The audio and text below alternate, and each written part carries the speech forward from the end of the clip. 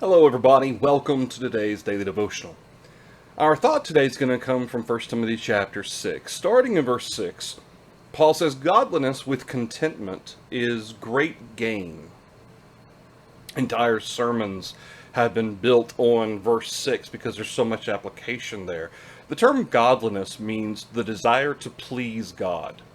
And so when Paul says that the desire to please God, when coupled with contentment, is great gain. This is in contrast to individuals who resist the truth and they suppose that godliness is a means of gain. Not true godliness, but the appearance of godliness, the appearance of the desire to please God. They use that to manipulate others as a means of being able to kind of have gains for themselves, whether it's material blessing or material gain, monetary gain, influence, gain of influence, gain of praise. But Paul says godliness with contentment, with true godliness and contentment is great gain. For we brought nothing into this world, and it is certain we can carry nothing out. And having food and clothing, with these we shall be content. And it's on this basis, from verses 6 on through verse 8, that he describes the contentment aspect to things. He says godliness, the desire to please God, with contentment. Now, contentment doesn't mean that I necessarily have everything I think I need. Even Paul acknowledges in Philippians chapter 4 that there were times that he abounded and there were times that he was abased. There were times that he was full and times that he was hungry. But in whatever state he was in, he had learned to be content. The term content means I am sufficient for today. God, it's the acknowledgement that God has made me sufficient today. And God has given me what he believes I need today. It doesn't take into account tomorrow or next week or next month or next year. It doesn't consider, it's not the consideration of those things. It's today, for now. And so the contentment is that being at peace with the fact that I have what God has deemed that I need, the blessings that God has given me. And of course, we talk about joy a lot and the difference between joy and happiness. That happiness is an emotion, and a lot of times we may be unhappy with a certain situation or a certain state, a certain situation that exists in our life, maybe a lack of funds or economy or whatever. But joy is the recognition that God has blessed me, and that no matter how bad things are, there's always something we can point to say that God has blessed me. Contentment views God's sufficiency, or how God has supplied us, through the lens of not what we don't have, but what we do have. And so contentment takes into account the sense of joy of recognizing that God has blessed me. Even if it may not be with everything, maybe my belly's not full, and maybe I don't have everything that I maybe wish I had, but God has blessed me even still. And for today, for the sufficiency that I need for the moment, God has taken care of me. And so when verse 7 and 8, when Paul describes the perspective that we should remember to have, he says, we brought nothing into this world, it's certain we can carry nothing out. Which gives us the perspective that the stuff that we have, the physical things that we have in this world, it's for a moment. Whether it's something that is literally only, is around for a minute, or even things that are intended to be for long term. Whether it's investments and retirement plans and property and things like that, even those things are still but for a moment. Because in the end, as Peter explains in 2 Peter chapter 3, all these things will be burned up one day. Therefore, what manner of people should we be in all holy conduct and godliness, looking for and hastening the coming of the day of God? And then Paul says in verse 8, having food and clothing, with these we shall be content. And I really want to think about that in verse 8. And of course, there's a whole lot. There's a whole lot more to it that we could also consider for our, the desire to be rich, and that's a snare. And then he goes on to describe that those who are rich in this present age, verse 17, not to be haughty, but fear, not to trust in uncertain riches, but to trust in the living God. But I really want to focus here on godliness with contentment is great gain. Having food and clothing, with these we shall be content.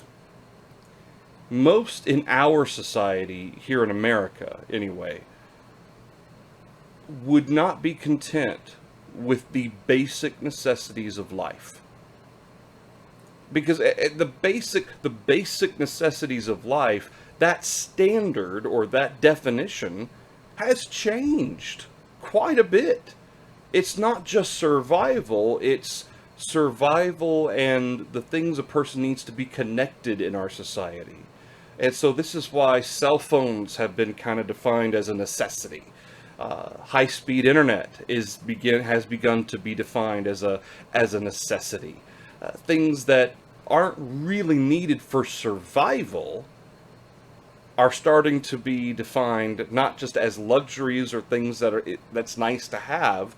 They're being defined as required for our life. And the fact of the matter is, regardless of how advanced our society gets or technology and whatnot, let's be real. What do we have to live for today? What do we have to have? Well, we have to have water, okay? And we can go sometime without food if we have to. Jesus went 40 days without food. But generally speaking, people eat at least every couple of days to survive, at least survive and be relatively healthy, and shelter or clothing from the elements. With these we shall be, what Paul describes here in verse 8, this is the base, fundamental, the absolute necessity that the human body requires to survive. In a society in which we live in America today, so many luxuries that are first world luxuries that are considered even out of reach for many second and third world countries, especially our younger generations can't imagine their lives without those things like the internet or cell phone service or access to an electronic, or just some of these things that are so integrated, and they are blessings. Don't get me wrong, they are blessings, but these luxuries, these extra things that maybe enhance our quality of life. Think about things, especially during the pandemic when we were kind of on lockdown. Think about some of the things that some of us had trouble getting, like toilet paper. Who would have ever thought that we would have trouble getting toilet paper? Of the most basic of supplies and things that you can go and get, shelves were empty at grocery stores and gas stations and Walgreens and things like that. And having to scrounge for just basic supplies like that. Weirdly, though, it kind of helped put that into perspective that is also a luxury. Despite the belief to the contrary, toilet paper isn't strictly necessary to survive. And when you think about here in Texas, when we had the big winter storm that came through, was it last year? And there were some people who were out of electricity for a week, for 2 weeks, sometimes even longer for some of them, based on some of the damage that was done to the electrical grid. There were people that you really began to realize the things I actually need. Just the basics. Water. Running water. Drinking water. Some of the basic necessities of life that you just take for granted over the course of a single day. This is part of what Paul's bringing out. Godliness with contentment is great gain. Because what's the perspective? Well, I came into this world naked, as Job points out. Naked I came from my mother's womb. Naked shall I return, which is to return to the ground. It's the idea of, same idea. I brought nothing into the world. I'm not going to be able to take it with me going out. And so that being the case, What what does the world's goods, what does the stuff in the world provide for me? At its very core, at its most basic element, it provides the sufficiency to survive. That's what it gives me. Everything else is negotiable. Okay, and you talk about the what is necessary to survive. Even some of these things like water and food and clothing or shelter. There were times even Paul didn't have those things. Paul said, "I know how to be full, and I know how to be hungry." There were times Paul went hungry. God doesn't guarantee that you will always have a full stomach, that you'll always have shelter necessarily from the elements. What he guarantees is that he will take care of you. He is aware of what your needs are, and he will bless you as he sees fit. From Paul's end of it, and for our end of it, is that we have to trust that God is going to do that. Not always give us what we want, or even necessarily what we think we need, but God is in control. And God will give us what he sees fit. And even at times, maybe when we can't afford, maybe we have to cut out certain things from our life, like cutting out maybe Netflix or some of the streaming services. Maybe we have to cut out certain luxuries from our cell phone service. Maybe we have to cut internet out of some things. Certain things that maybe we have to cut back because of the economy or whatever sometimes. And you think, well, my world is ending here. Sometimes people might think that. And yet, what's the perspective we should have? What do you have to survive? Paul says, with the basic things, the most fundamental necessities of life, with these we shall be content. Anything above and beyond that, it's just icing on the cake. That's just extra. We can be content with just what we absolutely have to have. And certainly even in times of the need for food, or need for clothing, or need for shelter, we can still be content. Recognizing that God, as of this moment, I'm alive. God has spared my life and allowed me whatever blessings that I have to bring me to this point in time. And that's what contentment recognizes. It is that God has taken care of me, God has blessed me, and my life may not be full of riches and full of overabundance all the time, but that's not what I need, or at least that's not what I should need to be content.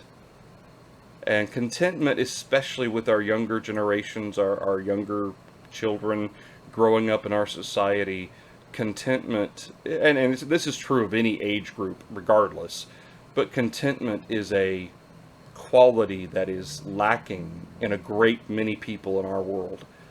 And this is part of the reason why then Paul goes into talking about the desire to be rich, instead of having contentment with even just the basic of necessities. All right, that's the daily devotional for you today. Let's not forget to thank God. When we're thanking God for all the blessings he's given us, we thank God for our families and for our homes and so forth. Don't forget to thank God for the most basic of necessities, for drinking water, for clothing, for shelter from the heat or from the rain, for the basic, most fundamental, the air we breathe, those basic things, because with those we should be content. All right. Lord willing, we will not have a daily devotional tomorrow, looking at the forecast and just a lot of things that are taking place. So we're not going to have a daily devotional tomorrow. We'll plan on having our next daily devotional on Monday at 6:30, Lord willing. Hope to see you all then. Thank you, everybody.